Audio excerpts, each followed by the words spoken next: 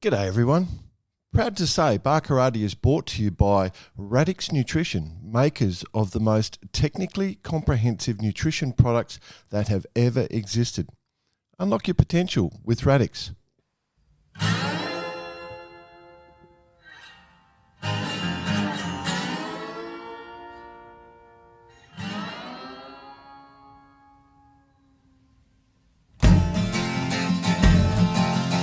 G'day listeners, welcome to Barkarati, the sailing podcast. My name's Jordan Spencer and it's that time of the week where we get to hang out with some really cool sailors. But of course I have to share the mic with my two idiot mates. So first off, let's bring in Mr. Canada, Brett Perry. Greetings, exalted one.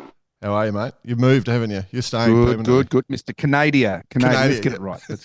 Now listen, we chatted off air. I'm in a suburb or a little village called Collingwood. Collingwood Yacht Club. A shout out to Collingwood Yacht Club for putting up with us over the last 10 days. It's very funny for a few of us in Australia because Collingwood is a funny place. But no, it's very strange that all the names here are very similar to what we have in Australia. No, I'm off home tomorrow, back to Sydney, change of plans, but going to get back into it. But Collingwood Yacht Club, thank you very much for your hospitality. Yes, all the Aussies are chuckling at Collingwood Yacht Club, yes. Yeah. You can just imagine it, couldn't you? Like the Port Adelaide Yacht Club. Yeah, that's it. Let's bring in the other bloke. He had a voice that could make a wolverine purr. Mr. Nick Bice.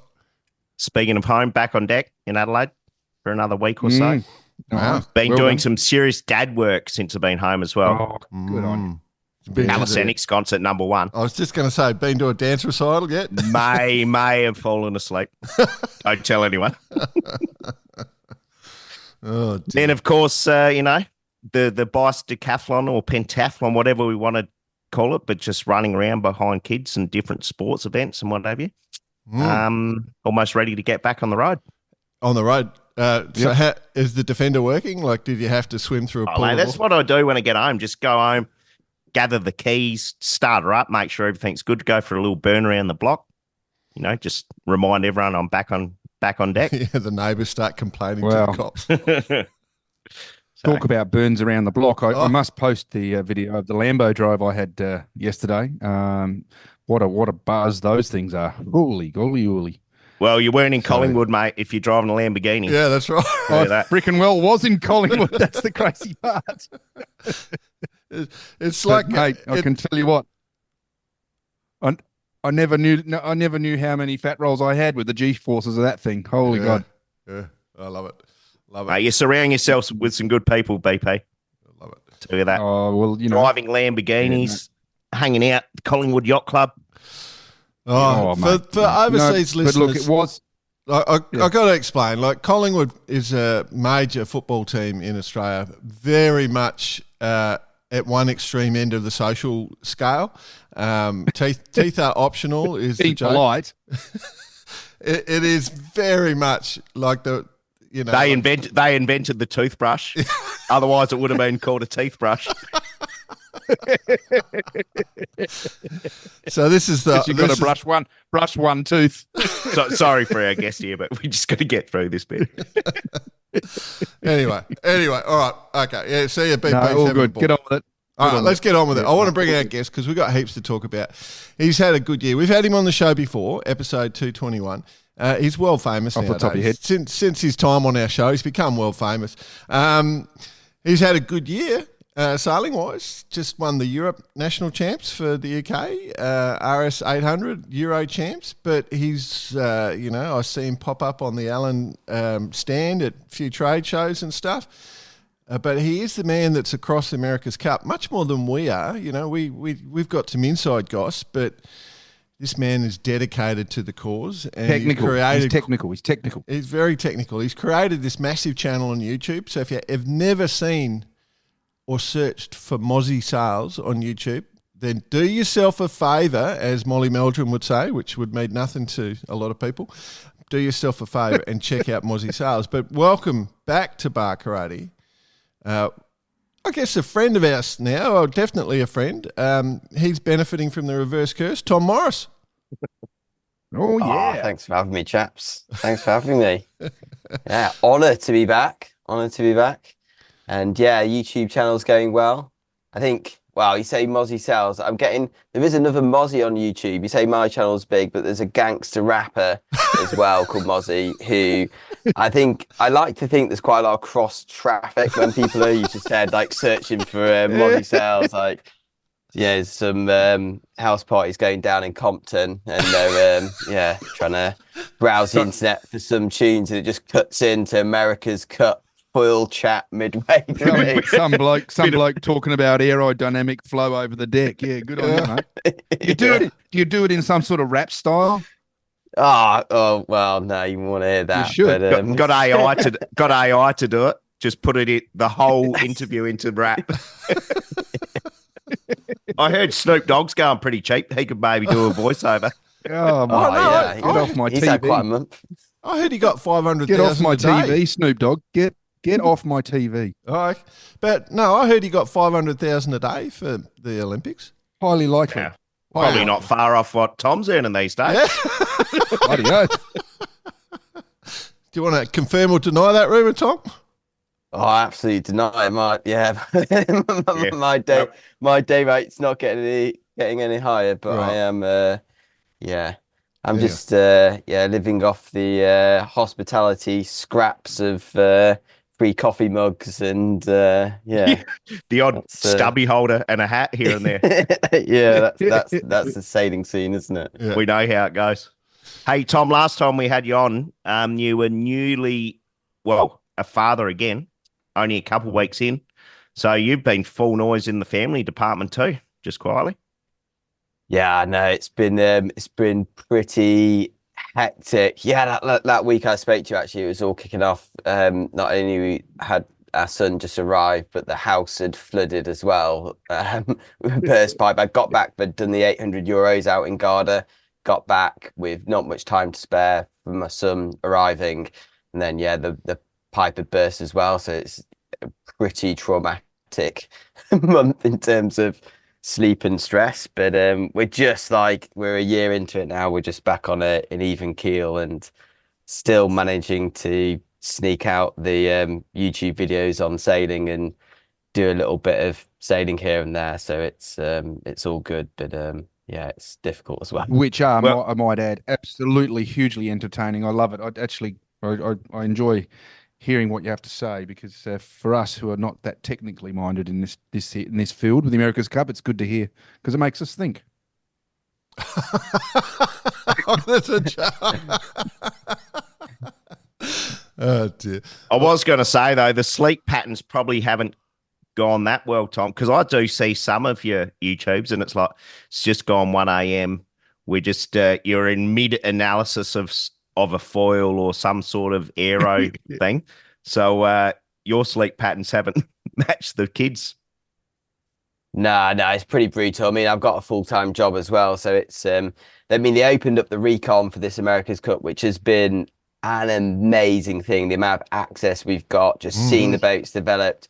I've been like a kid in a candy store, like every time I get home, just browsing through these Gucci boats, looking over the technical details. But the downside from that is, I've got a full-time job. So getting home 6 o'clock and just sifting through thousands of photos and videos a day of America's Cup boat, your eyes are going square looking at it all. But I think it's been cool for the fans though. It's been this cycle. Hopefully they do it again. And I always imagine this part of the cycle would be the most interesting part, like that race to develop your boat, like the setbacks, the steps forward. And you kind of hear the rumors of it behind the scenes. We don't see it. It's like glimpses of it. But this time it's all been laid out there. And, I've done my best to document it and obviously give my opinion and throw some theories out there on what's happening. And I think, some of the people in the media have picked it up as well. And they keep it. Hopefully it grows for the next cup. But I think it's been a big thing for a competition that has so little racing. I mean, it's really opened the door, I think, for the fans. Yeah, that's an excellent point. There is bugger all racing, like when you think of the effort and time that goes into it, and you realise that some of these teams probably aren't going to sail that much, and then they're on their way home. As you said, the system with observation, where they've got this, a team that provides all the information now. So the idea behind that was to save costs and reduce environmental impact. Is a good idea. It will probably continue because the teams were going to do it anyway, so just accept that it's going to happen, and it's created this opportunity where you can actually get in and analyse it. Someone like yourself, Tom, who's quite detail orientated and task driven, it seems like. I'm interested your thoughts though. You spent all this time doing this analysis. We're about to switch into the sailing mode and racing mode. Are you nervous that some of your predictions might go wrong, or are you just excited about seeing what your thoughts are going to be? What you thought is going to happen? I know some of my predictions are going to go wrong. That's the beauty of it. There's already stuff like I put out videos, and that's the thing with the recon. There's so much stuff as well. Like I'll put out a video, I'll see something on the boat, and I'm like, this is a great story. A week later, something else comes out on the boat. I was like, that wasn't 100%. So there's been some things already where I know I've misstep, and that's just part of the course. But yeah, I'm super excited about the boats racing. I think it's going to be awesome, and we are going to see a new angle from the boats when they're racing as well. So the recon has been fantastic, but it's been at arm's length. Like when the boats race, and what I was doing in the last America's Cup was mostly based off the stern cameras and the audio coming off the boats, which is so more personal, and hearing the chat between the sailors. You pick up quite a lot just from what they're talking about and seeing the movements about the boat. So even though the recon has opened up so much to the fans, I think we are going to see new stuff once they're racing. So I'm looking forward to that. And then obviously there's the anticipation about who will go well, who won't go well, how will they deal with that as well, which is you kind of the same racing stuff. But I know the stuff that I've got wrong, and I've already been out to Barcelona a few times in the last few months and caught some chaps around the bars in Port Vale who have let me know if you're on track or not here and there. letting you know with no unended terms. But the beauty of it is we all have obviously we're all trying to get understanding what's going on behind closed doors. We only get to see it after they've gone through the design process and gone through the building process, and we're seeing updates and upgrades, and that's the beauty of what we're seeing, especially with your overview of it all, because we're seeing things happen along the way and trying to work it out. The guys I talk to Britton Ward a lot, because of what I'm dealing with him with other stuff, but they're so far ahead of where we are. We're trying to work it out, and that's the cool thing. And that's the beauty. I think it's it's piecing it together for ourselves. I mean, that's why I started the channel, was piecing it together for myself, my friends, like just kind of WhatsApp chat of what do you think this is, what could it be, and again for the wider sailing community. Like I'm not too fearful of getting things wrong, and I know I get things wrong, but what I want to do is show where the differences are, and at least have the conversation so that when these boats race, people understand that the Kiwis have a foil that looks different. Like Ineos have a hull which is like twice as big as the rest. The Magic have a tiny low. Just those details are out there and they're part of the discussion around the races, because I think it really helps people get that kind of next step understanding of it. And the details may be not completely 100% here and there. They never can be. I mean, you're not going to get the top level guys to spill the beans on it, and even they don't know, to be honest. And they clearly don't know, because they've built not six different boats. Obviously, the Orient Express boat's identical to the Kiwi one, but they've built at least 5 different boats for the same venue. So there is still disagreement between the teams over what's quick and why it's quick as well. So, but yeah, opening that up for the fans is what it's all about. And if we don't get it right every time, then that's I'll live with that. I would suggest. Oh, sorry, go on, Jay. If you've got a question, go for it, BP, because I'm going to set the framework of what's coming up. Okay, just before we move off this topic, I would suggest that there would be 90% of people out there that would not have normally thought about the things that you talk about.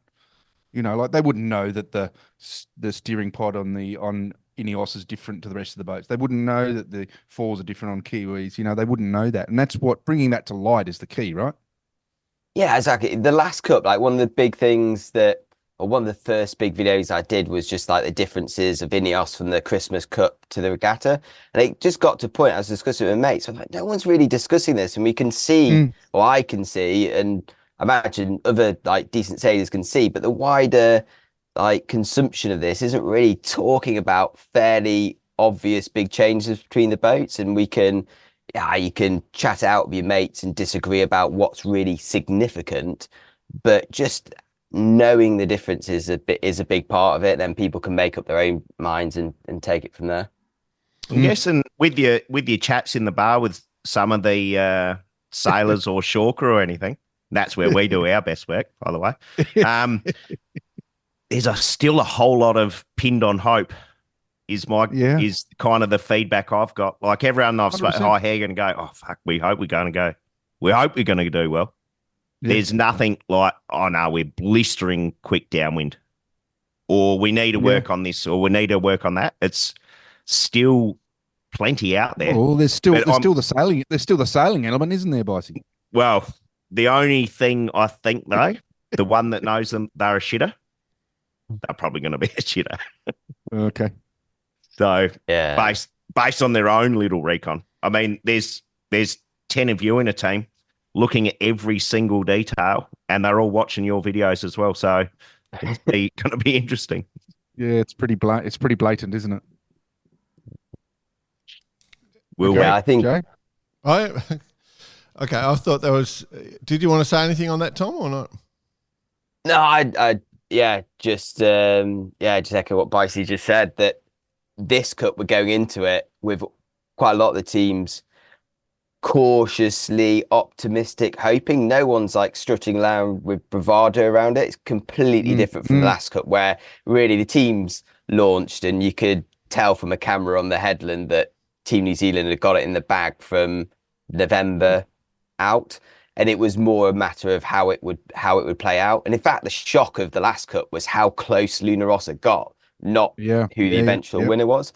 But this time it's a completely different feel. And I think everyone believes in what they've done, of course, because they spent 3 years devoting their life to it and pursuing this path, and they believe the tools that they've invested in.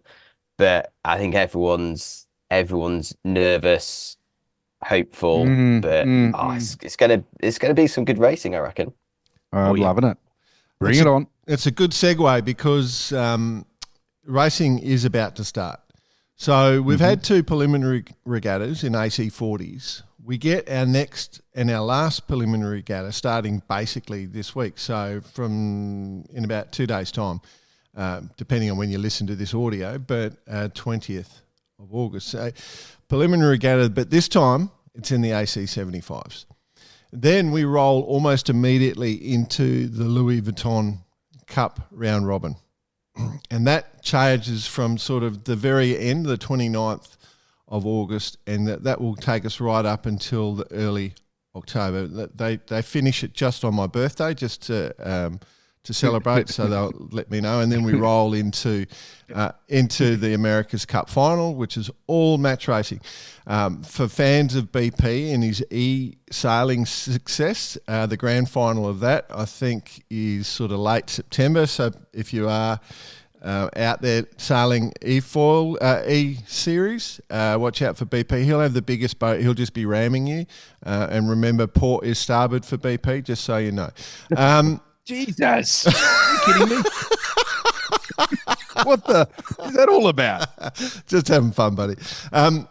So anyway, we're into the sailing element. So the difference I think that is interesting is, we've seen for so many times with the America's Cup, the defender sits on the sidelines, but obviously in this instance we don't see that. So New Zealand is in and part of the game. One of the things that you've been really observant about, Tom, is that,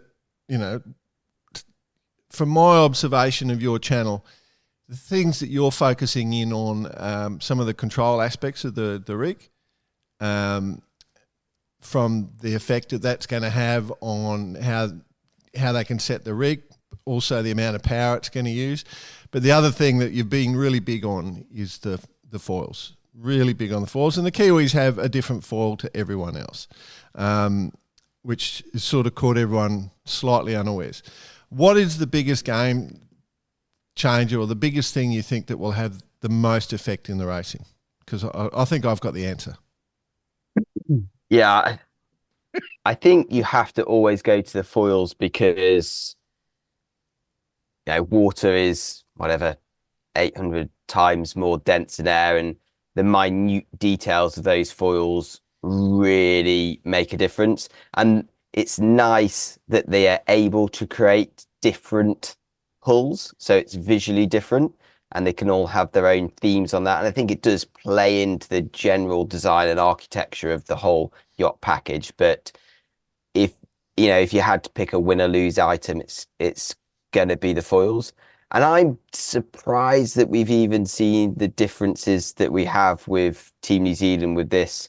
Well, I called it a swept forward foil. It's the leading edge is pretty much straight. The trailing edge goes forward. The quarter cord line goes forward, whatever you want to call it. But the rest of them are pretty much like a symmetrical, got a bit of taper in front and back edge, and is really a continuation of what Team New Zealand had in the last cup and was a logical progression. So the fact that Team New Zealand have now come with something that looks to be a next iteration has got everyone questioning, I think, what they've seen and what they're going for.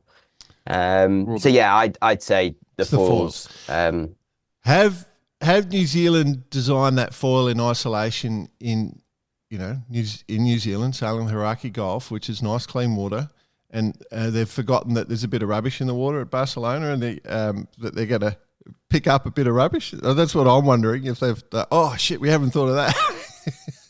Yeah, it could snag a bit of detritus, couldn't it, from the city front? That's for sure. I think, I don't know. I think the plastic situation isn't the best in the Med anyway, so it's a little bit of a swirling pot. But let's talk seriously though about that foil shape. One of the things about that foil shape that you talk about on the show and your colleagues talk about is the consequence of doing that sort of, let's call it forward swept, is that control of the tip, in that the from a structural load, it can actually be quite difficult to control. What it does, I think, give is that probably will be able to cant slightly more, and if you can cant your boat slightly more, then you take a lot of weight out of your boat. Like we discovered with the when we're doing the Volvo stuff, Boss, that when we you could cant your rig, you'd suddenly reduce quite a lot of load off the foils because of low and high pressure. With a canted rig, you actually create less weight in the boat. So I'm interested in that sort of aspect. I wanted to sort of go down that path. I don't know if you've thought about that at all, but maybe your views on what the Kiwis have done there. Have they made a stiffer foil? Yeah, it's interesting because, I mean, my video on it was pretty layman. I had a saw in the shed that I'd stuck in a vise just to show how it bends if you tilt it in different directions. But it's more or less true that, if you got something that's forward swept and it's bent, just like the moment of bending kind of forces this sweep in it, which then increases the angle of attack, which then creates more lift, which then bends it more. So you get this negative feedback loop. And that's a difficult thing to tune out. And lots of people on the video actually commented, said, well, you could tune it out with carbon layup, etc., etc. But these foils are all made of steel. So they're just solid steel billet machined down. And they're all using basically the best steel they can get. So there's not much difference that they can really do. The only difference I do see with the Team New Zealand foil in terms of a structure is they've got a continuous top surface. Mm-hmm. So that could be a composite, or it could be steel kind of effectively wrapped over the top, and that top surface is hinging with the flat movement.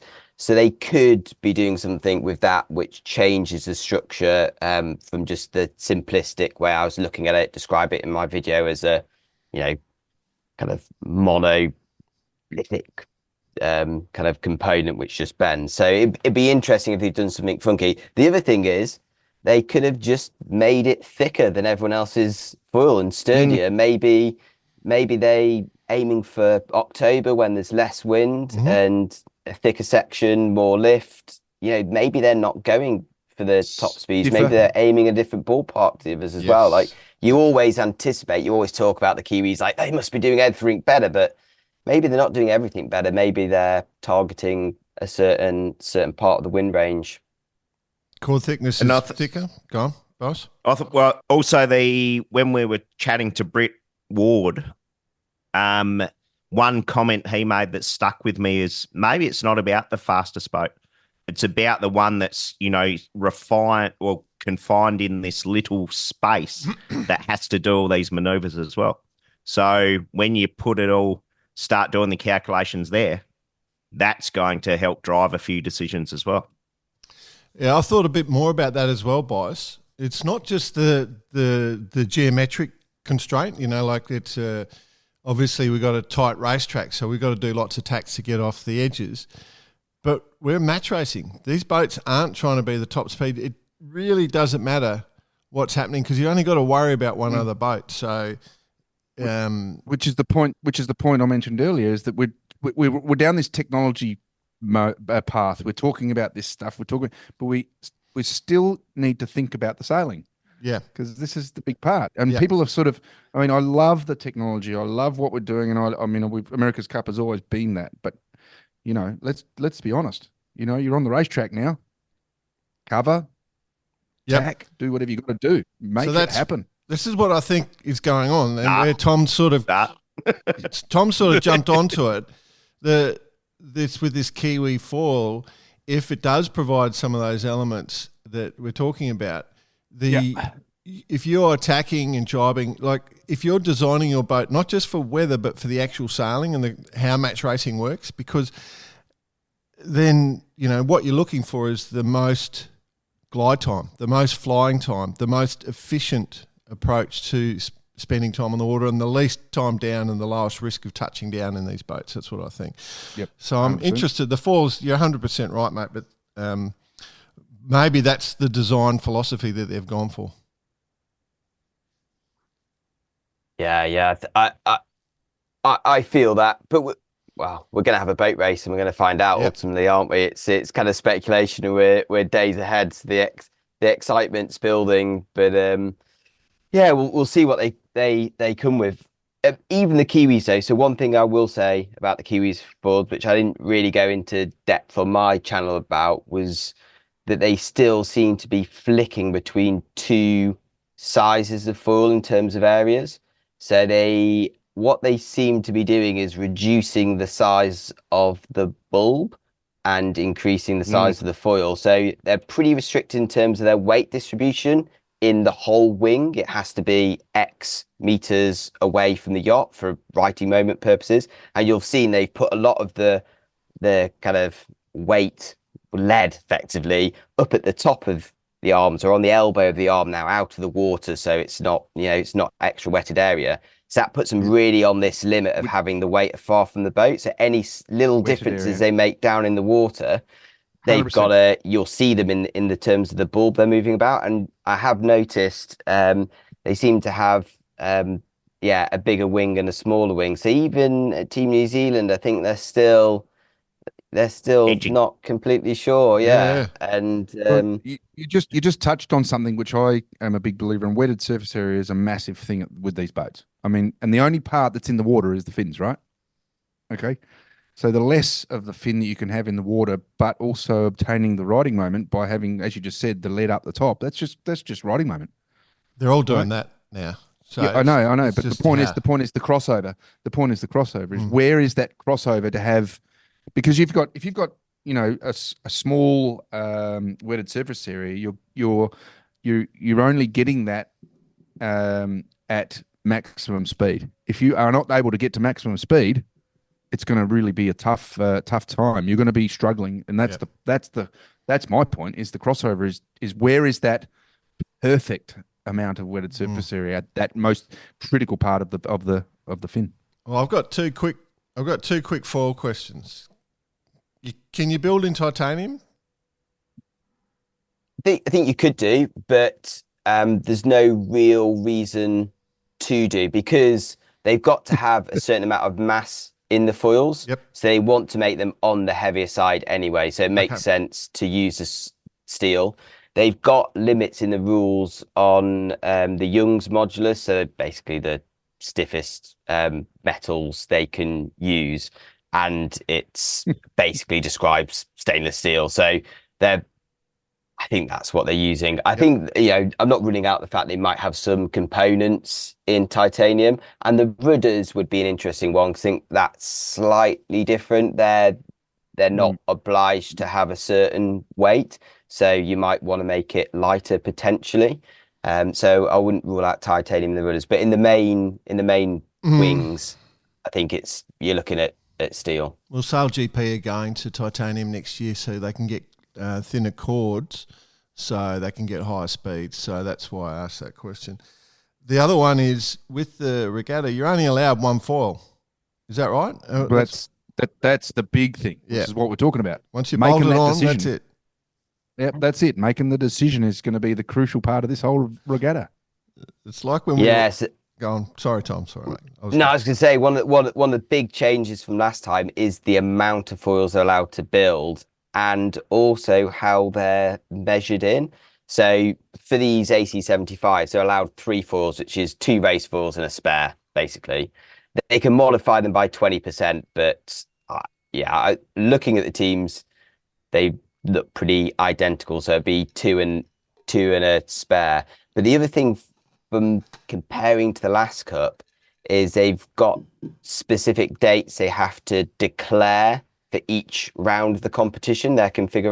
Yep. So they can't, whip off a foil and change it for the next day, swap out the flaps for a larger area. Whereas the last cup, we saw quite a bit of that, like the configuration actually moving through each round of the event.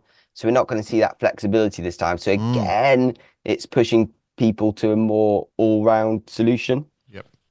I like which that. puts the ball back in the Kiwis' park, because they're working on something. You just mentioned it. They're working on something that's a bit more of all rounder, and that they're aiming for a specific weather. But puts you out of a job, Jordan Spencer. Why? Just rolling up one of the bases with your TIG welder on your back. I'll have a crack, mate. What it does do, though, it brings it more back to the sailing as well. So let's not forget about that. Yeah. So that's going to be good. While we're talking about that, I think it's a good chance to segue into. Well, I was going to say what's going to be the first rules conquest, but I think I asked you that one when we did the last event time we recorded, and you predicted it 100%. It's exactly what you said. And I think that video you put out this week was kind of a celebration of getting that one right. Mostly me just gloating that I predicted it year out. I think I said 2 things. I said that the covers for the cockpits would come up, and I remember seeing the rule, and it's one of the later rules they agreed, and they had this bit in it where they were allowed 1/3 of a meter just miscellaneous coverage over the cockpits. I was like, someone is going to do something naughty with that. They've all agreed like we should have open cockpits, and yet they've got like this quite a big area. They had loads of exemptions actually. So put that, people in the audience won't know what 1/3 of a meter is, but in context, they had a load of components which may cover people, at times, and it was like saddles for bikes, handlebars, so it was like 0.0 meters of squared, which seems all fair play. If you're in the cockpit, you might have your hands underneath your handlebars, and then at the end of that rule they had and 1/3 of a meter for other stuff. So I did read that. I was like, someone could do something with that. Yep. So I was kind of pleased I spotted that. And the other thing I said was the automated controls, which is a big difference for this cup, which is a fascinating thing. And I think that we're going to see more of once we get on board the boats with the stern cams and hear what the sailors are talking and how they're talking about sailing the boats. But Terry Hutchinson did fire some shots on this. Actually, he was doing an interview with Shirley Robertson and I think someone else as well. But he mentioned that basically the automation allows you to link a lot of controls together, but the sailors must still be inputting. So what you can or can't do is up for debate. But the automation can't look at the environment around them, so it can't look at the wind data. But the sailors can look at the wind data because it's displayed on the boat. And what they've done to battle that, basically stop the sailors from just following the dot, like inputting wind data directly to the computer to drive the yacht, is to have a 2-second delay on that. And I think what Terry was suggesting was that some of the smarter teams with the big computers might think of a way of effectively creating an autopilot out of that, even with the 2-second delayed kind of environmental yacht state data around it. I think that one, obviously he suggested it. There's no evidence towards it actually being a thing yet, but we're going to be on board the boats soon, and the sailors are going to communicate, and we're going to hear what they say about it. We're going to see what they're pressing on their dials, and I think that's going to be an interesting one as well. So yeah, looking forward to keeping a BDI on that. 2 seconds is the difference between a good tack and doing the Dino. Yeah. So the other thing, and I'll probably get in a lot of trouble for this, but aren't Boeing one of the sponsors? Oh, go on. I love Boeing, it when you get into trouble. One of the sponsors for American Magic. Like, you'd have to be careful that the thing's going to plummet. Like Boeing having a bit of fun at the moment. But anyway. Don't say anything about Boeing. I've got young kids. I want to survive the week. Yeah, sorry. Take it out. Yeah, no, it is interesting. So do we think it's not going to be a litigious, there's not going to be a huge amount of protests around boats because they have sort of all concentrated together. So I feel like... mate, it's the America's Cup. Yeah. It's going to go to the law. There'll be a court. There'll be something happen. We know that. Yeah, well, specifically when you've got an American team involved, like half the team is lawyers. So I'm really interested in the other element, which is the rigs, right? The Kiwis have also done something pretty cool. I quite like their setup. Like last Cup, I really liked the way they set their rig up. They were able to set their rig up, and it was a game changer. And I think they were by far the best setup. And again, I think whilst it's a lot closer now, I still think that they've got a slightly better setup. Just having a look. I'm interested what your views are, mate. Particularly on the main, I guess, is where I'm focused in. Their jib setup might not be as good as everyone's. I don't know. Yeah, it looks neat what they've done. I in the last Cup liked their setup globally across the mainsail, but I did criticise actually low down because they had the hydraulics between the skins, which differentiated them, allowed them to get rid of the boom, allowed them to have the low deck, allowed them to carry sail area down low with lower righting moments. That was, one of the markers you'd say could have won them the Cup or contributed to it. This time they've gone a step further in removing hydraulics from behind the skin and moving them down. Actually, ironically, moving kind of closer to where Luna Rossa were in the last Cup. Yep. But they've basically put all the hydraulics down in a carrier which sits below the deck. And in doing that as well, they've now got completely separate main sheets from either skin. So all the other teams rely on one main sheet, and then the loads separate into the twin skins via they have got some sort of differential between the two, but it's it's kind of a passive stitch, and it just has like a slider or a rocker which allows a little bit of movement, the load to distribute between the skins, whereas the Kiwis have got two completely different hydraulic rams, two completely different sheets for either skin. Now, be completely honest with you, I've not got much. I have got some experience. I've actually sailed an AC40 now, so I've got some experience of having a dual skin, but not much. It's bizarre because I just don't know where they go with that control. It's more control, but how do you use that? As a layman, I'm a little bit kind of baffled of the next step. It looks cool. It's lowered the hydraulics down. It's reduced the gap between the skins. That's all good. But in terms of the extra element of more control, how do they actually use that? Is that a win? Is it just a misdirection to the crew? Is it something extra for them to think about, which they can't really utilize? That's going to be interesting. I reckon separating the main sheet. Sorry, boss. Separating the main sheet's probably good because you're able to control a bit more of the camber. so that you're able to remove the singular process, which is something that I learned a lot when I was doing stuff with the twin skins. The biggest thing you've got to be able to do is to be able to either fatten or thin, and that's a power thing. So that's probably where I would see it. That's how I feel, anyway. I think it was one of your comments, Tom, about all the hydraulics sitting in the main lot. Is it too complex? Yeah. Now this one, like you said, to work it out how it works, it's going to be good when they rip the covers off these things, if they ever would. Yeah. Well, I mean, we have to look at then, we've got to go back to the sailing. So the consequences are like when you're trying to set your boat up, you're going to a regatta. We know certain things about Barcelona. It's not going to be super windy. We know that it gets choppy when it does get windy, like really choppy. And so a little bit of punch down low is probably going to be important. So that sort of aerodynamic setup down low is pretty critical. Which is where windward skin camber comes into play. Yeah. If you can flatten and force camber in really easily, you're gonna have a win. You reckon?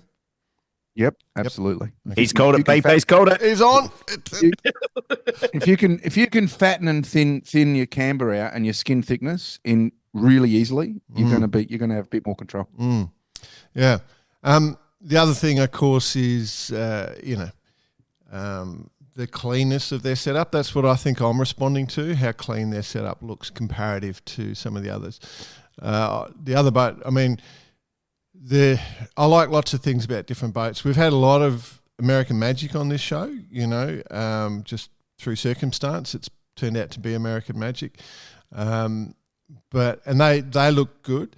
The other one is we have to talk about, you mentioned it before, Tom, Ineos have built a tank. Are they going to use the BP How do you really approach? feel, Jay? No, I like it. I mean, I'm not criticising. I don't know. Like there's no criticism. Yeah, those well-known great sailing tanks. Tank's not a negative word when you talk about a boat at all. No. I'm glad you picked up on that, Tom.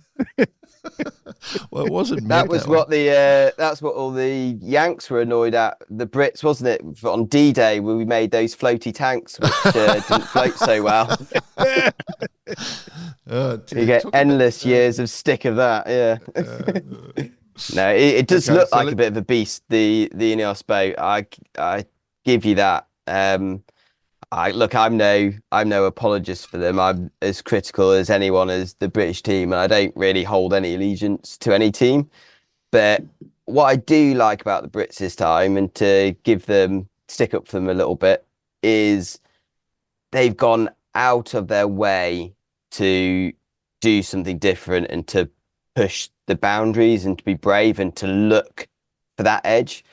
Because look, I'll say how I see the field at the moment.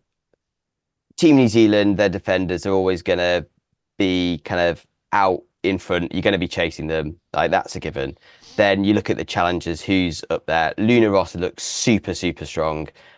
Everything's always neat, tidy. The sailing days, nothing's going to miss. They've had a pretty perfect campaign.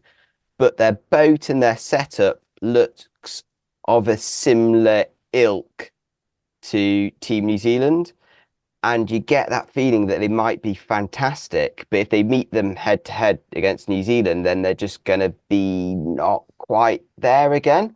That would be my fear. They've not done anything left field enough. Radical. Mm-hmm. Yeah. So then you look at the other challengers, and I think, you look at Ineos, Magic, Alinghi, and they have all done things which are different. They are pushing at those boundaries, and they've actually pushed different areas of the rule, which I think will unsettle Team New Zealand. And they have generally got challengers who are going to stretch them in different directions. And yeah, Ineos have stretched them in the huge boat direction, it seems. Yeah. But there's some good things about that boat. So yeah, I want to get on record, because I don't want to piss anyone off, that this is a non-visual medium. So I was just trying to create an image in someone's. It's a bigger boat than the others, is all I was trying to say. But anyway. Oh, come on, Jay. Oh, dear. You called it, mate. No. But I think Tom's right. Like, we don't know. Like, Bice has got some inside goss. He reckons he knows who's fast and who's is not. I'm not sure if he's allowed to share anything, but... Well, actually, onto that, this has come from the media day, Tom. Did you observe that at all or get much feedback? What was the media racing that they did? I was out there whilst they did some of the racing, so I heard how some of the racing had gone. And I watched some of there was a friend of mine did some filming from a rooftop as well, so I watched all that. But it's pretty hard to piece together. And I know on Sailing Anarchy, a few of the guys have managed to pull some of the data from the race committee software, which is put up publicly, and done a bit of analysis on that, which is pretty good going, to be fair, for the internet. So yeah, I heard some rumours, but it changed day to day. People won a couple of races and felt great, and then race against other teams and didn't feel so good. This is and you also don't know what they're trying and a few different things, right? So, I mean, no surprise, Kiwis and the Italians look sleek, well oiled. That's kind of, there's a few other little isms there, but nothing more than that's not already in the public domain, I don't think. So, but it still leaves wide open. Okay, what about, there's one element we haven't touched on, and I reckon it'll come into play, is power generation. Okay, the more you use your controls, the more power. Everything's hydraulic, or most everything's, a lot of it's hydraulic on the boats. I've got to be really careful with my words now that you guys are picking up on my words. So, that element of producing power on those boats, a team's going to be able to, like, if you throw tack after tack after tack or at each other, will it come down to the team that's able to produce the most power? If you can't do a maneuver because you haven't got anything left in the reservoir. Isn't that obvious? Isn't that something that is absolutely and critically important to make sure you can make the maneuver? Yeah, exactly. So who's got who's going to produce? Yeah. Who's got the ability to produce the best amount of power? That's what I'm interested in. I wonder if that will come into play from a sailing perspective. Yeah, Go on. Sorry, Tom, go on. I was going to say, this is an interesting one as well, because I think last Cup, Ineos thought that they had a leg up, not necessary in terms of the athletes, but in terms of the hydraulics and the efficiencies of their hydraulic drives. Yep. This time that has all gone one design, so their hydraulic motors are one design now. And there's nuances, and some of the manifolds they're making themselves as well, but there's less openness in it. And I guess we're going to go on and talk about here is the human element. The human element is the big key here. Yeah. Right. So if there's a better human element that is on one team compared to another that can, force tax onto another team, then, you might have as we already discussed, you might have a faster boat, but if you've got a better human element in the able to be able to pull these maneuvers off quicker, you can attack. And that is, if the boats are close enough, that is. Yeah, and let's face it, the chat here has been about American Magic and their recumbent cyclaws, which all the literature says are going to be roughly 10% less power. Yep. But that literature is based on average people who have spent their life cycling around upright, not rowers transitioning to a boat sat down. So, I mean, on my preview, we talked about what we would do with these boats, and we said, I'd love to see a boat with a really low deck, really sleek. And then we said, would we go recumbents as well? I was like, I don't know, I'm not sure if the power's there, but some recumbent cyclists do say they can put out the same power, but the people who sail recumbent bikes are often weird. So you never know whether to trust them or not. So I'm just wondering how much windage the flags are up on the back of the recumbent. Yeah. So I'll tell you where the mistake's been made in the design process with the bike systems, okay? Everyone makes the mistake that the cyclists need to be facing forward or upright. If you want to have a recumbent bike and you want to not lose power, just put the everyone's heads down. So roll everyone upside down, and so you suddenly got you're able to produce the same like a normal bike sort of setup, but you're sort of laying them horizontally rather than vertically. So you could actually do it if you really, really want, but it's just everyone's going to be facing forward. Probably less chance of getting injured that way as well. But it is interesting. The advantage, though, and you sort of mentioned it just before, Tom, is American Magic. They've gone the recumbents, so they're going to have the little red flags up in the sky. So that's more drag. But then they've got the lower deck, and they've put these fairings in. So the signs off the back of the boat as well. Yeah. Oh dear. Go on. But it is going to be another element of the racing. I think that power generation element, and the more you can produce, and BP said it, it's because it's almost one design through that hydraulic system, it suddenly becomes more about the human element, and then for that will affect the sailing. Are you allowed to use battery power? In the aero sail trimming department, not at all. No, right. So they're on full full leg power, I'm afraid, for these guys. I think the other thing must be said about the cyclors on board in terms of the challenges of what these guys are going through. Two things. First of all is a lack of inertia. So they're pumping oil around. Oil's not actually got that much mass to it, whereas when you're on a bike, you're riding along, you've got quite a lot of inertia. So the dead spots in the cycle stroke, you don't notice so much. Mm-hmm. You do notice when you go up a steep hill, then that's what forces you to get out the saddle to get over those dead spots in your stroke. So these guys are going to feel like they're always going uphill, like cycling through toffee, quite sticky. So I think that's quite interesting of if anything they can do to get around that. The second thing, which being out in Barcelona just a couple of times, is the heat. And even, the back end of the summer, the more they are buried and all the teams are buried in their cockpits, the heat is going to be a massive drain on your output. I do a bit of indoor training on my bike, and huge point. God, if the fan goes down and you're sweating it out, that's a huge drop in power from what you're expecting. So they've got a battle on the cyclors. I don't envy any of them at all. They're going to have miserable summer at times. Here's your summer. Here, go and sit in a carbon fibre boat and pedal, will you? All the more reason to have had an Aussie team. The heat won't be an issue, we paddle around in the heat all the time. Well, not anymore. Too fat to ride a bike these days. But okay. All right, but it's an interesting point, though. Sorry, Jay, just quickly onto that one. I mean, these guys are professionals. These guys are these cyclors are professional athletes. They've chosen the best in the world out of the entire planet. They must be, doing the training and doing all this stuff to get themselves acclimatized to this. They're good at that. I mean, that's what they do, right?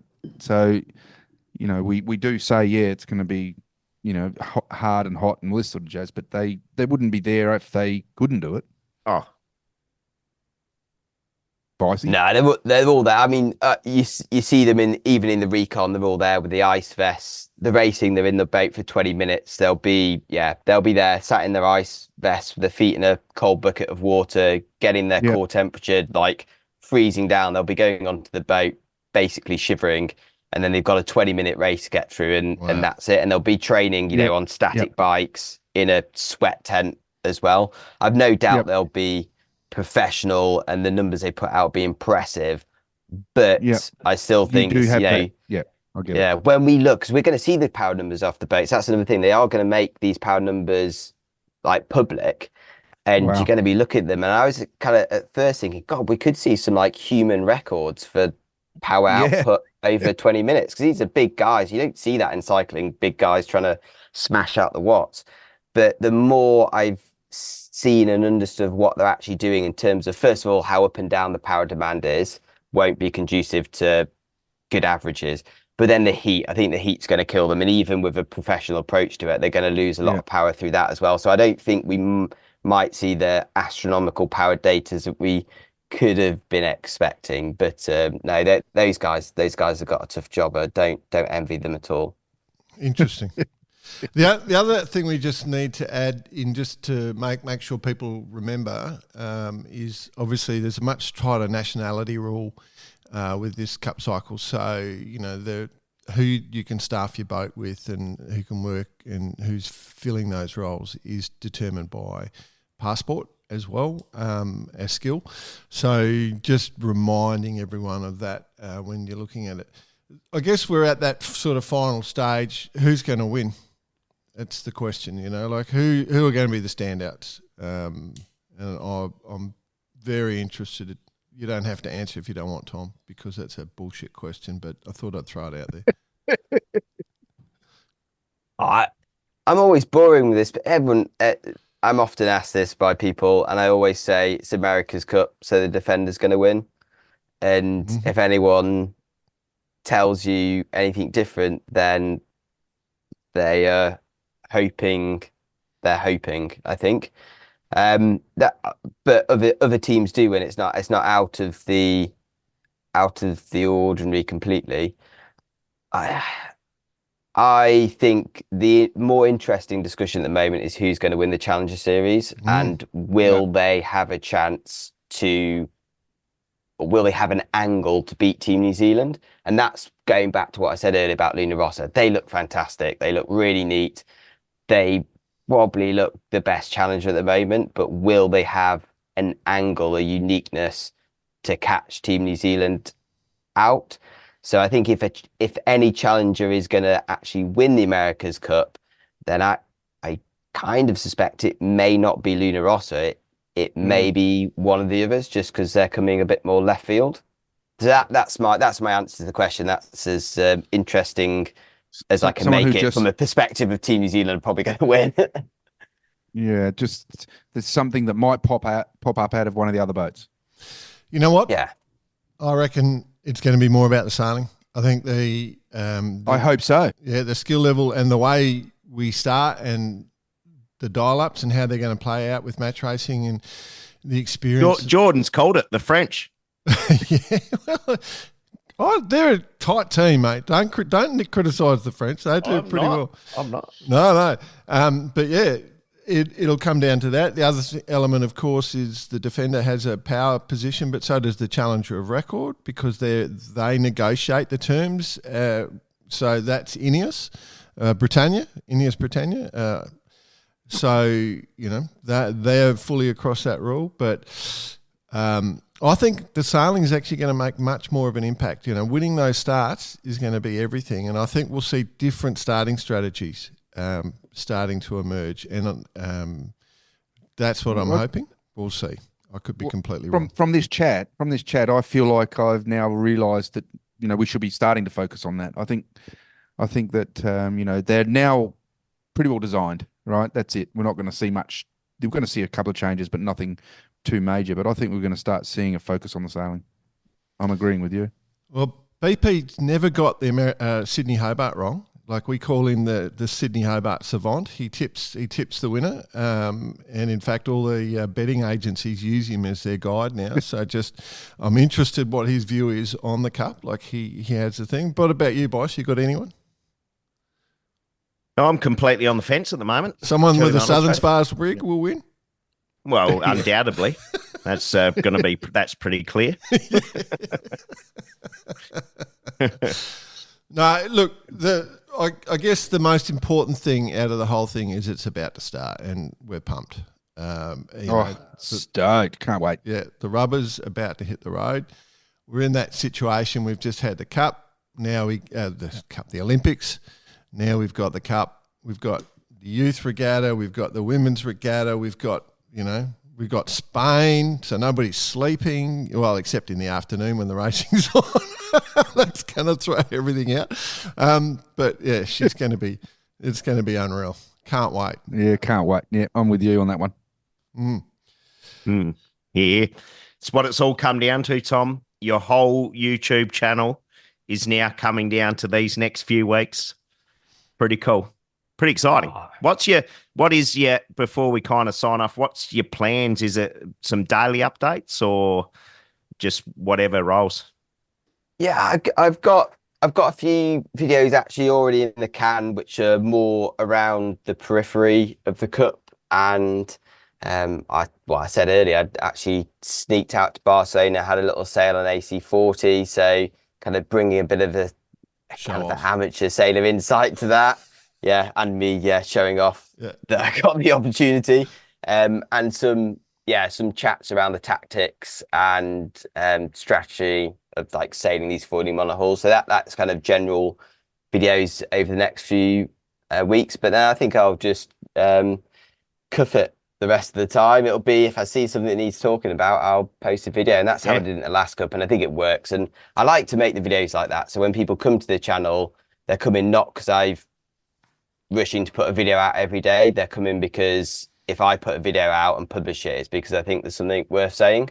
So yeah, some days if it's a bore fest and everything happens, as I might not put a video out, but if I see something, I'll let people know. So what you're saying is turn your notifications on to Mozzy Sails. That's exactly what I'm saying. Yeah, that's exactly what I'm saying. Press subscribe now. Yeah, ring the bell. No, but it's serious. I mean, what you're saying, say? what you're saying is 100% true, because you don't want to talk every day about it, but if something comes up, go for it. So yeah, notifications. Cool. All over this technology stuff. You're our TikTok master. We've got 3 followers. 57 now. 57. Oh, I've never looked at TikTok. I wouldn't do it. Anyway, all right, mate. We'll leave it there. Good luck. I hope you have the time of your life. I'm sure you'll bump into the boys. I think both BP and Bicey are there. I couldn't make it. But yeah, enjoy it. And for all the listeners, I hope the cup turns out exactly how you want it to. Can't wait. So excited. Yeah. Cheerio. Thanks, chaps. Awesome, Tom. Cheers, mate. Good on you, mate. Have fun.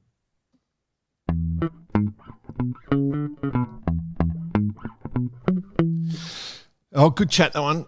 Love talking the cup. Love chatting to Tom because he does all the hard work for us, so we can just run off his expertise. Yeah, just run off him. We just repost all his stuff. Makes out we did stuff. No, he's got some great insights. I mean, he's very detail orientated, probably more so than us, which so we can appreciate what he's gone through and the effort he's put in.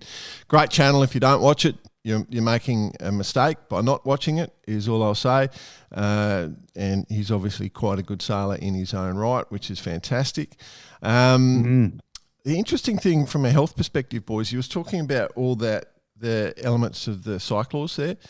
I've been involved in commentating endurance sports since the mid-90s, and right now, I'm the age I'm at, I'm seeing a lot of these older athletes that put heaps into it that are having all sorts of health problems, like major health problems, particularly around hearts and all sorts of stuff like that. So one thing I do hope is that they take care of all the athletes at this event. And the obvious way to take care of the obvious choice, Jordan Spencer, is to throw some Radix Nutrition at the boys and the whole team. So if you are interested, Radix Nutrition, they can just basically simplify their nutrition because they're designed to support a healthy metabolism and offer a wide range of essential nutrients. That's my suggestion for the cup teams. All they have to do is go to Radix Nutrition and use the code BARKER80 to get a discount on us. There you go. How was that from a neat segue? Nice. Yeah, segue. Nice You've said segue like 4 times this episode. Have I? It's good, yeah. It's gone nicely. Okay. Speaking of segue. No, we're not quite to that one yet. It's just the way you've transitioned, Jay, has been absolutely formidable. Mate. It's amazing. Yeah, keep blowing that smoke. Yeah. All right, let's go into club events. I don't think we should call it club events. Events coming up. Basically, we've got a big one coming up, boys. Apart from the cup, we've got the A-Class Worlds starting 7 to 14 September. 184 boats. That is a class that's a difficult boat to sail. It's a lot of, you can't just easily go for a sail in A-Class. And the fact that they get such a huge regatta is a testament to that class and how well they're doing. It's in Pantala Camp Resort in Tuscany. That could help, I reckon. Spending some time in Tuscany could help. But best of luck to all the competitors there. Looking forward to seeing that one. The 44 Cup World Champs are in Switzerland, 21 to 25, Lake Luzerne, I think, of August. So they're basically this week. They're on. And Hamo starts this week, boys. Today it is. Yep, they're underway. Yep. Tropical paradise. So while you're all shivering in the world, winter in Hamo is as good as it gets. So yeah, done a few of those. Yes. Obviously, early race week, which is just 20 kilometres away, has just finished. So boats can transition across there, but we'll come back to early. But yeah, Hamo is on. Everyone's up north. Australia has got a slight lean because so many sailors are up at Hamo and that part of Australia at the moment. Water's flowing. Pretty full up there, isn't it? Yep. It's chock-a-block. 2 states to be in. Yeah, that's it. Queensland and pissed. All right. Jack Lloyd, listener of the week, boys. We have had great relationship with Vaikobi with this. They've been doing such a fantastic job and giving away so much free gear to our listeners. It has been a week where we've been inundated with, I'm going to say it just for fun, letters, emails, pigeon carrier notes. No, we've got heaps of communication this week, and that's thanks to the support we've got. For a bit of fun, because Pat doesn't know what's going on here, we reached out to the man, Mr. Vaikobi himself, Pat Langley, and asked him to just jump on for a bit. Pat, welcome to Barkarati. How are you, bud? Good morning, boys. Good to be here. Well, do you know what you're in for? Well, that's what I was about to ask, Nick. What the hell am I here for? Well, it's okay, mate. It's okay, mate. So am I. Yeah, BP doesn't know a thing either. I have no bloody idea. So, how are you, Pat? Mate, very good, boys. Very good. Yeah, good to see you guys in the flesh. Yeah, and congratulations, mate. Amazing product. It's been great fun and super grateful for your support. Unfortunately, that contract runs out next month. So time to discuss, do you think? Mate, we better get onto the renegotiation. Mate, this is a setup for sure. Yeah, I reckon. Yeah, well, I'm sure we'll do the usual renegotiation strategy, Jordan, and we chat for about 2 minutes and agree to doing something. Okay. Agree to agree. Well, let's go through our discussion. So what happened, Pat, and the reason you're on, and BP, what happened was Bicey rang me Friday evening. I think it was a week ago now. And, our best conversations happen late in an evening, Fridays and Saturday evenings, and said, we've got to do something around this T-shirt thing. We've forgotten to do anything. The T-shirt competition. We did forget it. And we've not forgetting that in the past we had run different T-shirt competitions, and I think we distributed maybe 500 or so different T-shirts of different designs. And the idea being that we wanted to run a new T-shirt competition with the three of us, Jordan, BP, and myself, and the listener coming up with a certain design that we could get out there. Yep, we've had that. But then you said in this conversation, we've really got to be switched on to, what do you call them? The sun shirts. The sun shirts, yeah. Not sunfish, but the sun shirts. And said, other nations like the Yanks. Where it came from is sailing on the Maximus with a lot of American crew. Yes, that's it. All wearing the sun shirts. Got the hoods, got the long sleeve. Something, us as Aussies, we're kind of adopting it, but not really embraced it. Even close to giving it justice. So... And I said straight away, oh, yeah, that's a great idea. We could have a little sun shirt with the Barkarati logo on it. And I said, bloody Vaikobi's technical tees and tops are the best material I've ever worn. Like their shirts are absolutely the best. I've got a few, and I've bought a few for a few people. They are, and this is genuine for the listener. This is part of the conversation. If you haven't tried those shirts, just go out and buy one now because they genuinely are the most comfortable shirt I've ever worn, whether it's the tops or the tees or whatever. And so we just said that, we should reach out to Pat. I'm sure Pat will be pretty happy because you've got your, what what's it? Your teamwear thing now that you're doing anyway. Yes, we do. Yeah, correct. So correct. If with the teamwear, we could do that as a partnership with you. So we thought we'll come to you on that. But then we thought, you know what? But wait, there's more. Because Pat's kind of like the Nike of the water sports world. Like Vaikobi is the Nike of the water sports world. Bar karate could be the Jordan part, you know, like we could be the high tech performance, or the, like, you know, like cars have M division or AMC, you know, BMW has M division, or Mercedes has, is it AMC, and Bicey had, what was yours? Bicey? AMG for Mercedes. AMG, thanks. Yeah. This is how I actually put it, Pat. Yeah, I was going to say, Bar karate could be the HSV of Vaikobi. Well, why don't we bring it back to we could seriously keep it real and say BK, the BK. We could seriously be in the car park doing a bit of circle work in the club sport right now.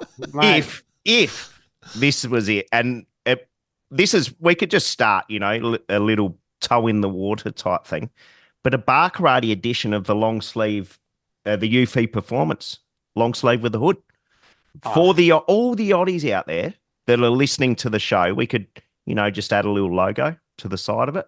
What an awesome idea, mate! We could go special edition for all our listeners. What a pitch, boys! And the best thing is it's live, so you can't get out of it. I will just say, can I say something here? This is live, and I had no bloody idea about this at all, and neither did Pat. We didn't want you to fuck it up, BP. Just before Pat, just joking. Yeah, go on. I was just going to say, before Pat answers, that genuinely he had no idea what was going on, and he's not paid for this. None of the stuff we've said has been paid for. Like, this is just, you know, mates chatting. So yeah, but it's the pitch, like the bar karate. We think, you know, genuinely. The one thing is that maybe one of the tech tops we could actually just stick a logo on, whether you'd be into it. But all the other stuff is ancillary, but we could do that as well. Well, mate, Jordan, actually, your comment about a tech tee range is what we hear every day on that range. Like, everyone loves it, and you know we've added in all these other extra styles, like what Bicey says. Everyone wants the hoods and all that sort of stuff, and you know we've got Gators coming in the same thing. But hey, let's do it. Like, where do I sign? Bar karate tech tee range. Let's do it. Check your email, Pat. It's come through. There we go. Righto. And what's that signing up for a couple more years of bar karate sponsorship? Pat, Bicey's just pressed send. Yeah. The email pre-done. I'll get my lawyers onto it right away. But no, in all seriousness though, no, that stuff's actually, we do that stuff every day of the week, co-branding for teams and clubs and all that sort of stuff. So, but how cool would it be to have on a website or on yours or wherever a bar karate, you know, UV range? And also, actually, to be fair, you guys have harped on a bit about, you know, sun protection a lot. So it's actually quite a nice fit, I reckon. Yeah. Oh, good. Well, that went better than I was expecting, as well as I was expecting, actually. But no, I'm genuine. Like, as you said then, Pat, I don't know what you've done, like whether you've slept with angels or something to get this material. I don't know what it is, but it is. I would genuinely wear only those shirts if I was allowed to. Imagine if I could wear them to work. Life would be just simple. Life would be so good. I've got people that buy a second pair to have as their pajamas. Yeah. I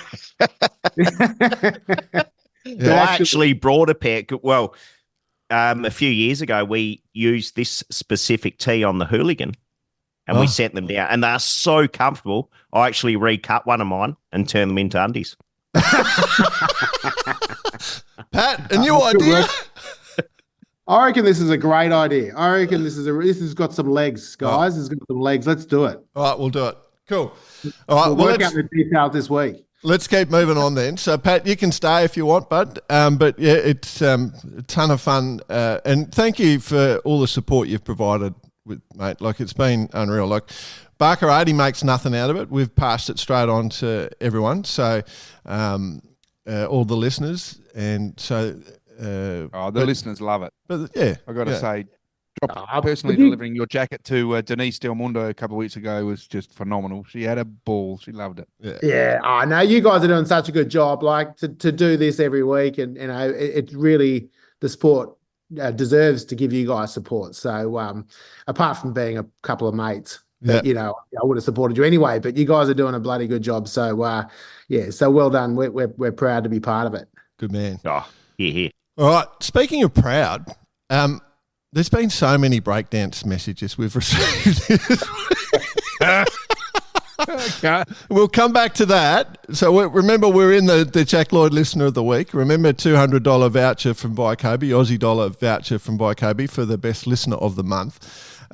We'll come back to the breakdancing, but just pointing out, because we are all the messages we're getting, we've had so many messages around that. We've had some good emails. Stringers has come in again. Ian Taylor from Ronston, he loves to send us a bit of email details. But he said quite a bit of things. But the one that I'm just going to pull one little sentence out of what Stringers has sent through, was that the flag bearers at the Olympics, I think it was 16 different flag bearers in the closing ceremony were sailors. 16 nations chose sailors as their flag bearers.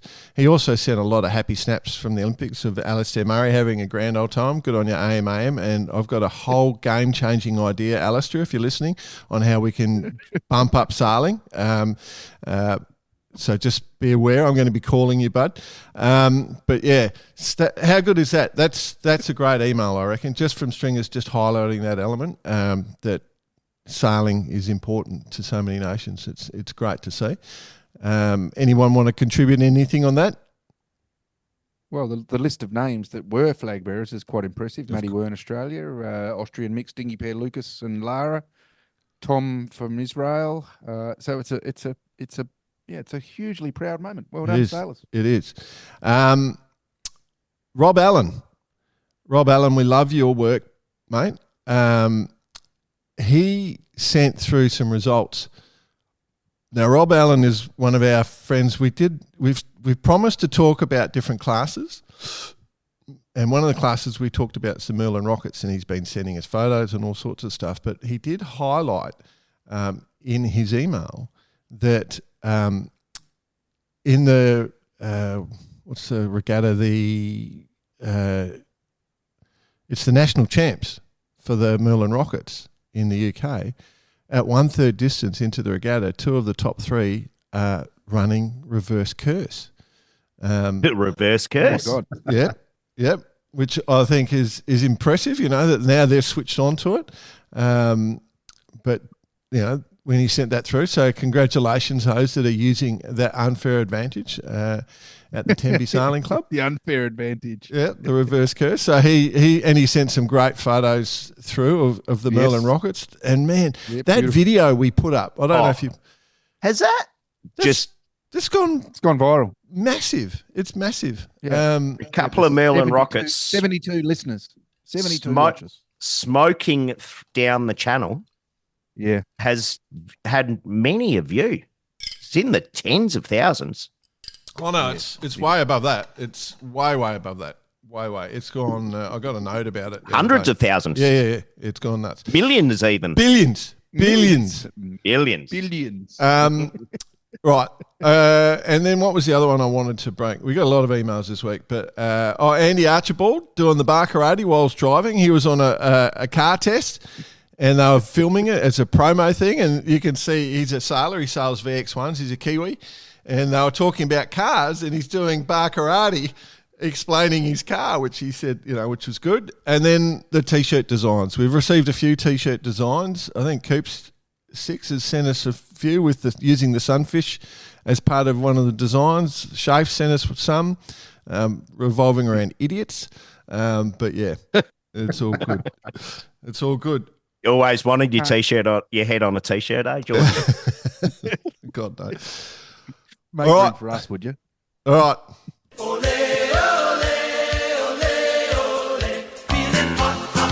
It's hot time with Bice.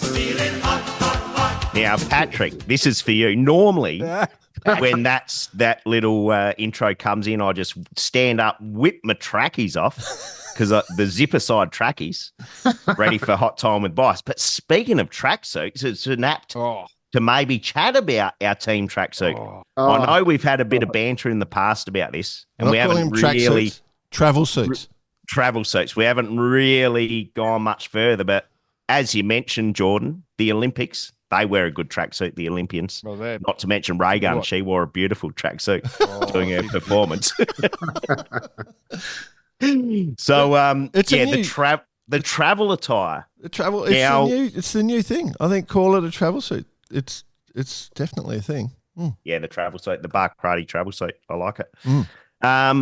Right, what's happened this week? Early Beach. Pat, feel free to jump in. You had many a yachty out there that you support or friends with that compete in Early Beach. You've done it yourself. It's a fantastic regatta. And one that, let's face it, frankly, we just want to be there and do it. It's not bad. Have they sobered up yet after last week? It was pretty Negatoro. They're still going, and they do say, some of them, that they have to end up in Hamo the next day. People don't remember getting there. But anyway. Jordan didn't mention it's a 20-kilometre sail across. It's normally one carton. And that's in Jordan's wetter. That's his little trimaran. I said a nice thing about on his own. Yeah. No, fantastic. Yeah. No, Div 1, Hollywood took it out in front of the Zen, which is going to line Zen up quite nicely for the week in the 52s in Hamo. So a nice little tune-up. I noticed, speaking of which, the hooligan had been in Hamo training, getting ready for Hamo. Zen has been racing in Airlie. Who knows? Let's see. Yeah, that's a good point. That's a really good point. I'd tend to be thinking racing's got to be better. Well, we'll find out. Starts today. We will find out. You've done a few Hamos, Pat. Yeah, we've done a few, haven't we? It's just the ones that you can still remember. That's right. The ones the mudslides don't take care of you. Or you don't have a golf buggy crash. Exactly. But no, hey, what a great place to go sailing. You can't find a better place in part of the world, really. In my opinion, it's unreal. And I'm going to have a great week up there. You know what boat I'd love to be doing Hamo on right now? Genuinely love to be doing Hamo race week on is the Cape 31. Cape 31, 100%. How good would that be off Hamo? Like, it would be so much fun. Yeah.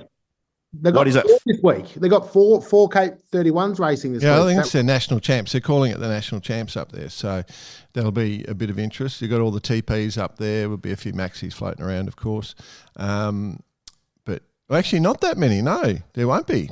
Because not many of the big gear. I mean, got a live and a few different ones. But back to the Capes, though, how good would that be? Like just the perfect week. So good. I mean, apart from Port Lincoln, it's probably one of the second best places to go yachting. Well, Dave Ross and the guys on the Cuckoo Kajoo, they've been the instigators of the class here in Australia. Yeah, and such a good job, and it's an awesome boat, honestly. Like, you know, you can come in at the bottom mark, full noise, about a boat length from the bottom mark, pull the string and the chutes in the boat, and off you go back upwind. Like, it's just such a fun boat to sail. Yeah, you know, it really is. Yeah. And you've actually done a bit of yachting on the Cape, right?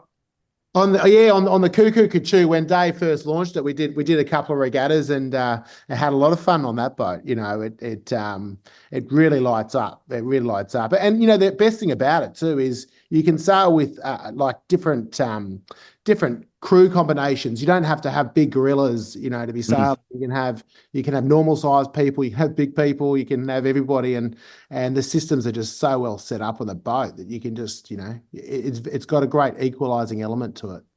Yeah. Cool. Can you get your head under the boom if you've got an oversized head? Hey, Jada, we've got the bump hats coming for you soon, mate. Oops, I've let that out. Oops. I love it.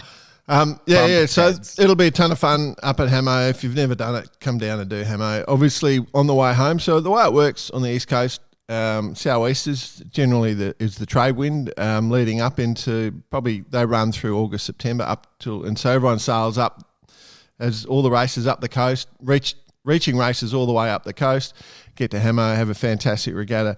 And then eventually the wind swings back down around September, starts to come more to the north, and they sail back down, reaching down.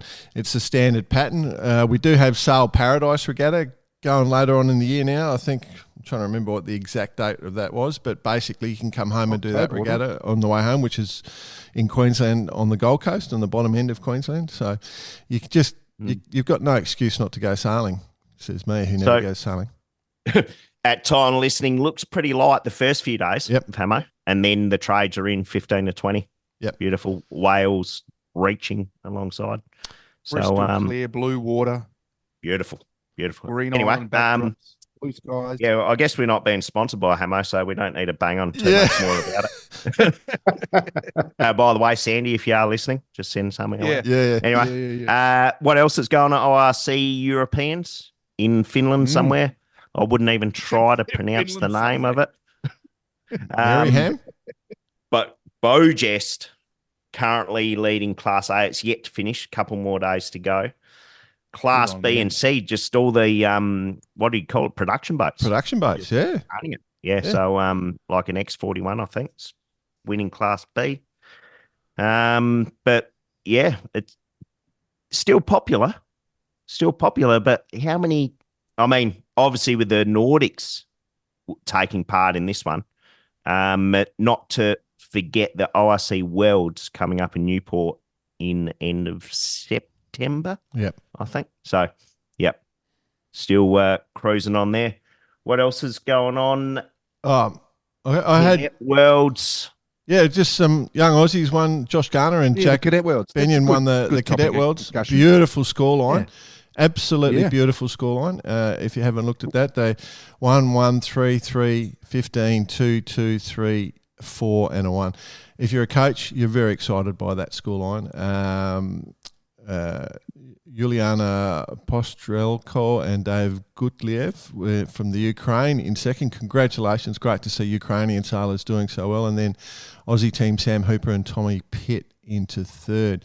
Aussies did really well. They got first, third, fifth, sixth, eighth, and 10th in the top 10. So that's a great result.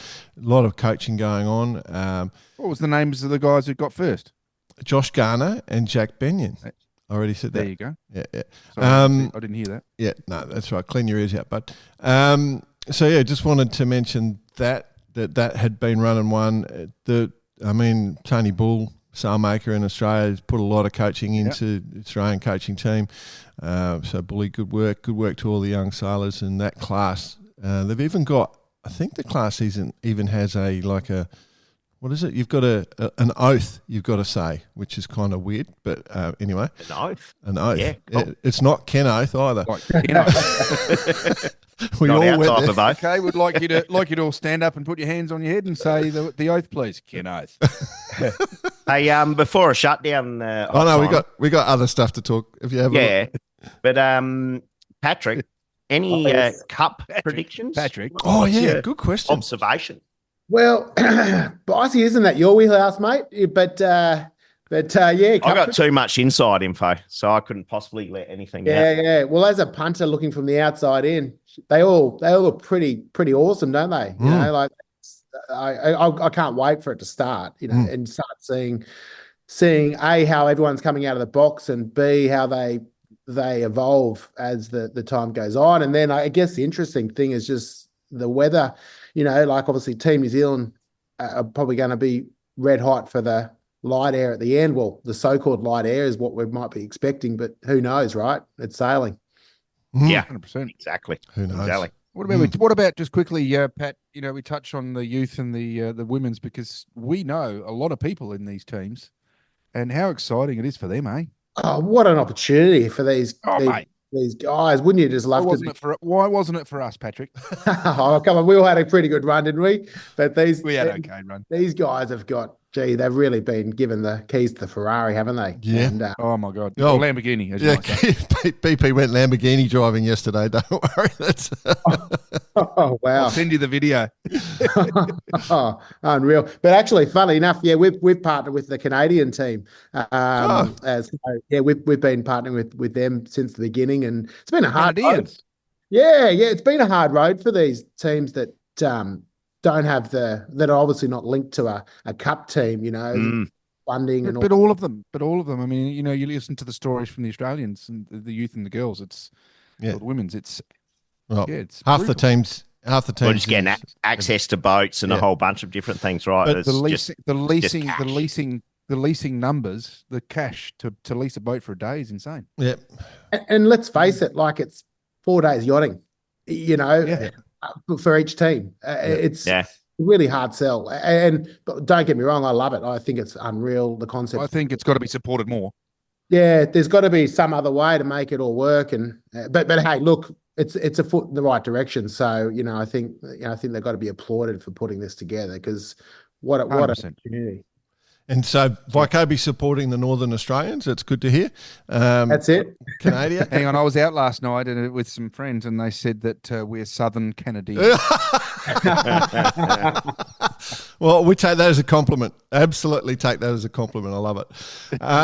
Go on. Have you finished, boss? Or I'm done. Yeah. Right, I just want to throw a couple of things into the mix. Obviously, Ray Gunn, the breakdancing thing. Been doing some private investigations, boys. This is you'll have to do your own research.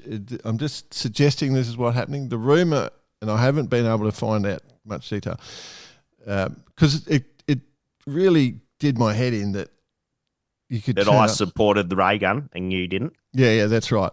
I don't support the ray. I have to not have a double standard here. What she did, brilliant, right? She found a way to get to the Olympics by doing nothing.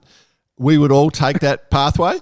But you have to own it when you've been blown, all right? Like, you have to accept that you're taking the piss, and you can't just try and be serious about it. So the rumour I heard is that the Oceania Champs, where she qualified, she organised. There were 15 people. She organised it.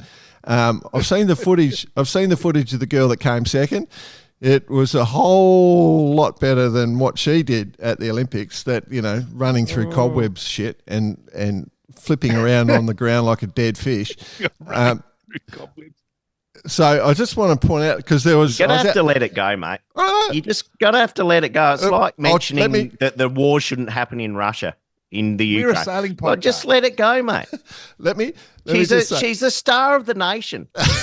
We're out paddling yesterday, right? A group of us paddling, and the conversation came up, and somebody said, I'm kind of sympathetic for her, and the rest of the paddlers just went, bullshit.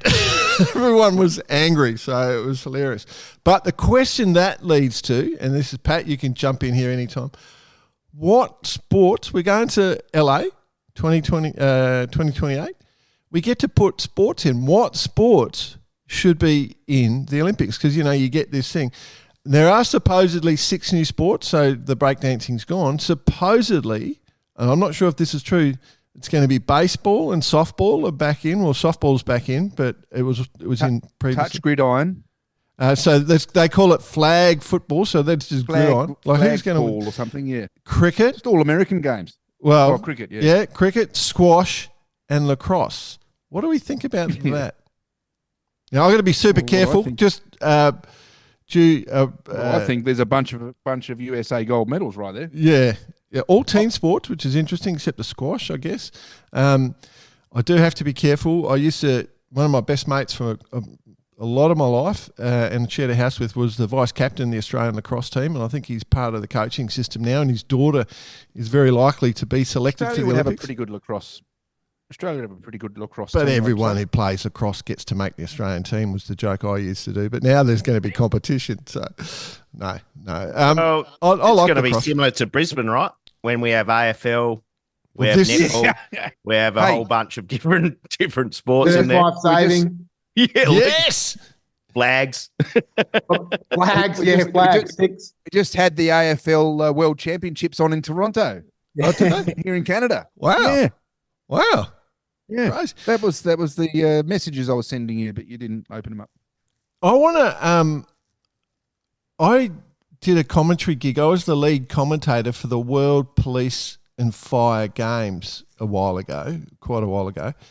And they they did a lot of events like you get at the Olympics, but they had their own specialised events, and it was fantastic. I sent you some videos, boys, where some of the fiery events where they launch up a ladder and do all sorts of stuff. Like it's so much fun to watch. But his vision of like pole vaulting with a ladder. Yeah, it pretty much is. It's insane how they do it.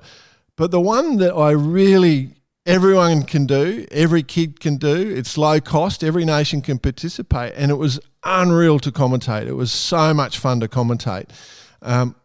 Was tug of war. Oh, the tug of war. Tug of war. And when you see a professional tug of war team who really know what they're doing do tug of war, it's a whole different league. I think we should have tug of war. Can you imagine? In the Olympics. Well, if we've got breakdance, if breakdancing can get a look in, surely tug of war could get a look skateboarding, BMX. Stop. Breaking, by the way. That's what it's breaking. called. Yeah. Breaking, sorry. Breaking. A bit of respect to the ray gun. I do have one for Brisbane. It's just perfect for Queenslanders. What? It's the traditional boat race. The Chug-a-lug. the chug-a-lug, right?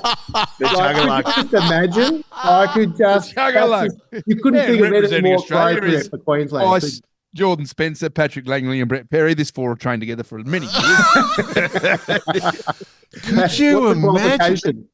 Can you imagine the athletic bodies you get from boat race teams, like the chug-a-lug teams? Hang on. I think we're going to have to explain to the International League. Well, they all have their own. They just call it different things. Everyone knows what a chug-a-lug is. But the state championship, the Nationals actually takes part at the Sharpies on States night. It does. So it's basically how quickly you can sculling team. You can drink a full beer and put it on your head, basically. Yeah, and in teams of four. And so it's a sculling comp. So we call it boat races in Australia or chug-a-lug. Right. But yes, Pat, yes. Good suggestion. There's a good one. We'll take. Imagine them all walking in with their Vaikobi shirts on. Quick dry tracksuits. Well, we mentioned earlier about the cyclors having to cool themselves down and put their feet in the freezer and have ice jackets on. There must be something we'd have to do. Have to warm them up just so it slides down a bit. I reckon we'd need 5 double extra large though. Like, exactly. Good play. There'd be some big boys and girls. Love it. This is the event for normal sized human beings, mate. They're back. I love it. Oh, I wonder if one would ever be the flag carrier. Can you imagine? I love it. Come on, get on with it. All right. No, that's it, boys. That's it. Done and dusted. Hey. Love the Olympics. Good on you, Olympics. Good fun. Hey, thanks for joining, Pat. Yeah. Oh, mate. Great to be here. On a Sunday morning. Yeah. Forgot you were here for a second. Yeah, I'm here. Thanks, boys. Good to see you all in the flesh. Good on you, champion. Cheers. Cool. And, of course, don't be shy to jump onto Vaikobi and check out some of the performance gear. It is awesome. Again, go to Radix Nutrition if you want to simplify your nutrition. Their products designed to make your life easier. Just use Barker80, one word, as your discount code and get a discount on us. And apart from that, send your emails to cheers@barker80.com. Have a great week. Thanks for joining us, everyone, and happy days. My way. See you, boys.